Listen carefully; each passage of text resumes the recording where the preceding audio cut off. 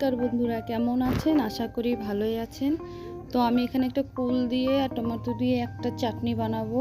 তো চাটনির রেসিপিটা কী করে বানাই আপনারা দেখতে থাকুন। ভিডিওটা লাইক শেয়ার কমেন্ট করে দেন, চ্যানেলটা ফলো করতে ভুলবেন না।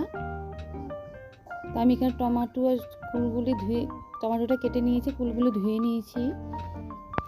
এবার একটা প্রেসারে সিদ্ধ বসিয়ে দেবো।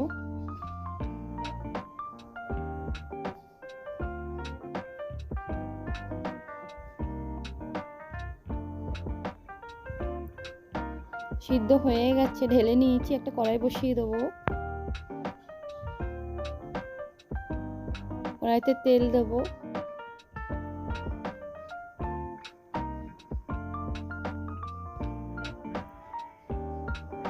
মৌরি, সর্ষে, শুকনো লঙ্কা ফোড়নটা ঢেলে দেবো।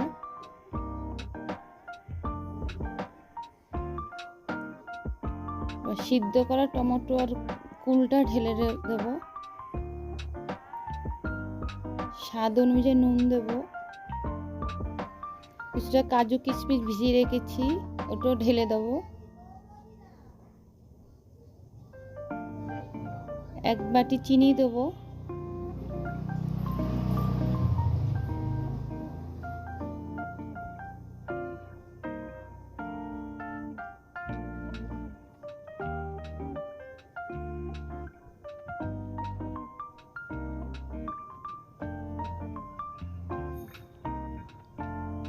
তো সব ভালো করে নেড়ে নিয়েছি।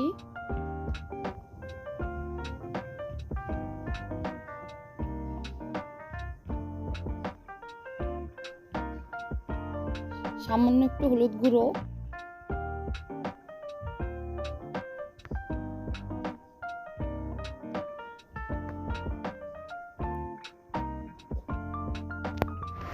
আমি এর আগে একটা কুলের আচার বানিয়েছি, তার ভিতরে আমি একটা গুঁড়ো মশলা ভাজার রেসিপি দেখিয়েছিলাম।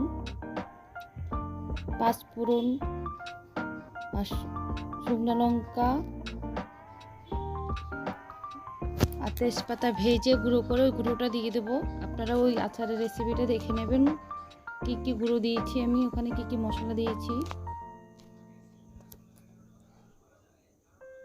মশলাটা দিলে চাটনিটার খুব একটা সুন্দর টেস্ট হয়, খুব একটা গন্ধ হয় ভালো,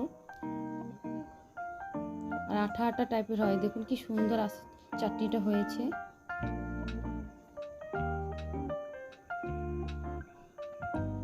তো কুল দিয়ে টমেটোর আচারটা কেমন, চাটনিটা কেমন লেগেছে অবশ্যই বাড়িতে বানিয়ে খেয়ে কমেন্ট করে জানাবেন।